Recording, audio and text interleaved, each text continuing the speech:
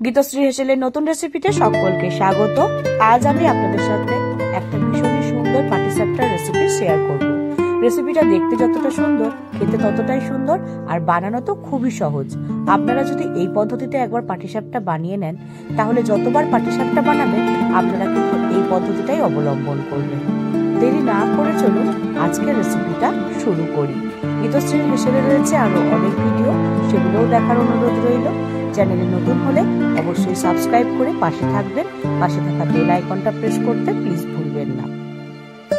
প্রথমেই নিয়ে নেব 2 বাটি চালের গুঁড়ো। একই বাটি মেপে নিয়ে নেব 1 বাটি ময়দা। ময়দা দিলে পাটিসাপটাগুলো খুবই নরম হয়। 1 চামচ নুন, তারপর দিয়ে দেব 2 চামচ পরিমাণ চিনি। সবশেষে দিয়ে দেব 2 প্যাকেট মতো আমল দুধ। আমি এখানে 10 টাকার 2 প্যাকেট আমল দুধ ব্যবহার করেছি।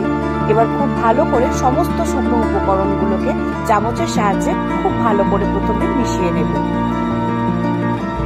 সমস্ত শুকনো উপকরণগুলোকে খুব ভালো করে মিশিয়ে নেওয়ার পর অল্প অল্প গরম জল অ্যাড করে একটা ব্যাটার বানিয়ে নেব। প্রথমে সব জলটা দিয়ে দেব না, অল্প অল্প করে অ্যাড করতে হবে, কারণ ব্যাটারটা না হবে খুব পাতলা আর না হবে খুব মোটা। প্রায় 10 মিনিট ধরে খুব ভালো করে এটাকে একটু গুলে নিতে হবে, যাতে কোনো রকম লাম্পস না থাকে। আর টেক্সচারটা হবে ঠিক এইরকম, না পাতলা না মোটা। ব্যাটারটা রেডি হয়ে যাওয়ার পর সেখান থেকে আমি 2-3 হাতা মতো তুলে তার সঙ্গে মিশিয়ে নেব বিটরুটের রস। এবার খুব ভালো করে রসের সাথে ব্যাটারটাকে মিশিয়ে নেব। একটা খুব সুন্দর কালার চলে এসেছে, এটা আমি পরে ব্যবহার করব।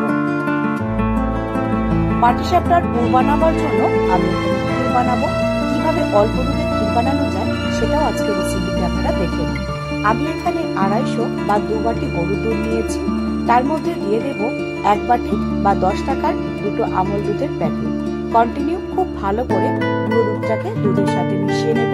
গ্যাসের ফ্লেমটা অবশ্যই লো টু মিডিয়াম রাখবো। তারপর দিয়ে দেব 1/2 বাটি পরিমাণ সুজি। কন্টিনিউ কিন্তু এটাকে মেশাতে হবে, যাতে কোনো রকম ভাবে ডেলা বা লাম্পস না থাকে। খুব ভালো করে এটাকে মিশিয়ে নেব। যখনই আগের থেকে একটু ঘন হয়ে আসবে, তার মধ্যে দিয়ে দেব বাকি আরো কিছু ইনগ্রেডিয়েন্টস। এটা কিন্তু খুব সুন্দর একটা রেসিপি। হাতে যদি সময় কম থাকে, এইভাবেও আপনারা ক্ষীর বানিয়ে নিতে পারেন। দিয়ে দেব 1/2 বাটি পরিমাণ ময়দা। আবারও কন্টিনিউ খুব ভালো করে মিশিয়ে নেব। যখন একটু শুকিয়ে আসবে, তার মধ্যে দিয়ে দেব আগে থেকে গুঁড়িয়ে রাখা খেজুর গুড়। আমি এখানে 250 গ্রাম মতো খেজুর গুড় দিয়েছি। খুব ভালো করে খেজুর গুড়টাকেও কিন্তু মিশিয়ে নিতে হবে। গুড়ের পরিবর্তে চাইলে আপনারা চিনিও ব্যবহার করতে পারেন, তবে গুড় দিলে ক্ষীরের ফ্লেভারটা খুবই ভালো আসে। সবশেষে দিয়ে দেব 2 চামচ পরিমাণ ঘি। খুব ভালো করে ঘিটাকে ক্ষীরের সাথে মিশিয়ে নেব। এইভাবে ঘি দেওয়ার কারণে ক্ষীরের টেস্টটা কিন্তু খুবই সুন্দর হয়।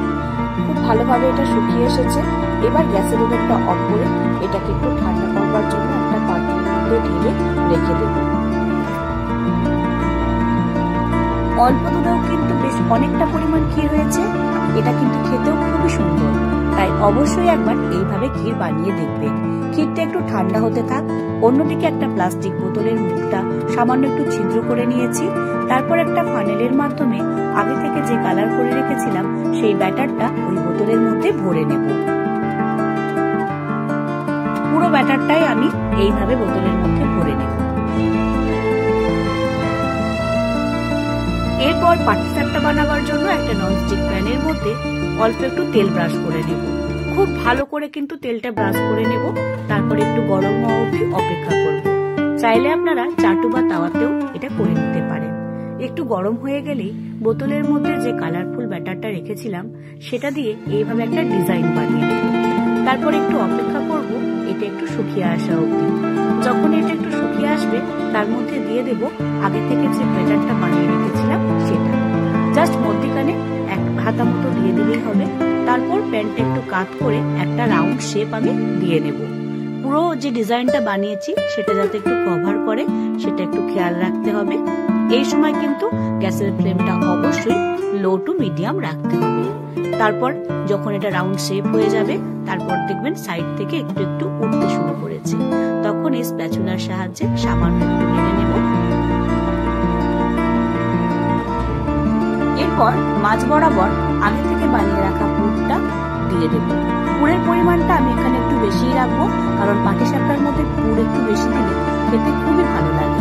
বিশেষ করে আমি পাটিসাপটা খুবই পছন্দ করি, আর একটু যদি পুর দিয়ে বানানো যায় তাহলে কিন্তু খেতে সবারই খুবই ভালো লাগে। তবে আপনারা চাইলে পুরের পরিমাণটা একটু কম বা বেশি করতেই পারেন। এবার স্প্যাচুলার সাহায্যে আস্তে আস্তে এটাকে রোল করে নেব। তারপর সামান্য একটু প্রেস দিয়ে এপিট ওপিট উল্টে খুব ভালো করে এটাকে একটু সেঁকে নিতে হবে, যাতে কোনো রকম কাঁচা ভাব না থাকে। খুব সহজেই আপনারা এত সুন্দর রঙিন একটা পাটিসাপটা পিঠা বানিয়ে নিতেই পারেন। একঘেয়ে পাটিসাপটা আমরা অনেকেই খেয়েছি, কিন্তু যদি একটু কালারফুল করা যায় তাহলে বাচ্চা থেকে বড় সকলেই কিন্তু খুব আনন্দ করে খাবে। তার সঙ্গে কত অল্প দুধে ক্ষীর বানানো যায় সেটাও কিন্তু আজকের রেসিপিতে আমি আপনাদের সাথে শেয়ার করেছি। পাটিসাপটা আমার একটা তৈরি হয়ে গেছে, এবার এটাকে তুলে আমি রেখে দেব। একই পদ্ধতি অবলম্বন করে আমি বাকি পাটিসাপটা পিঠেগুলো বানিয়ে নেব।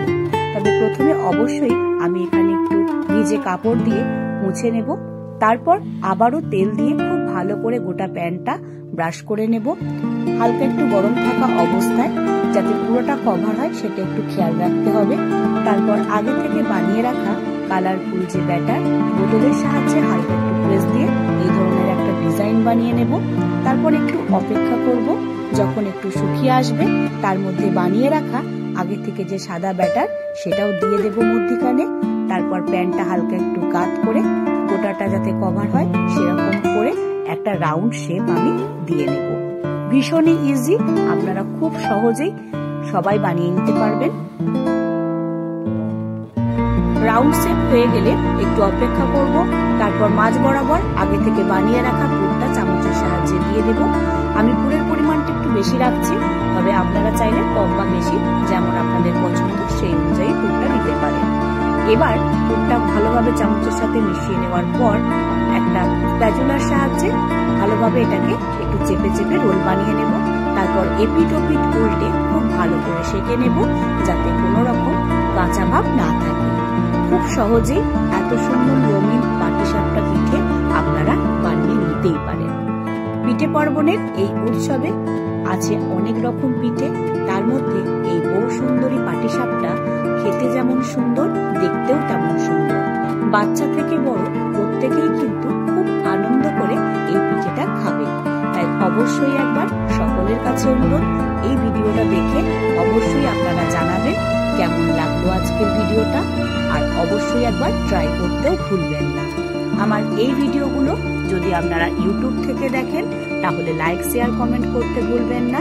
যদি নতুন সদস্য হন তাহলে সাবস্ক্রাইব করে পাশে থাকবেন।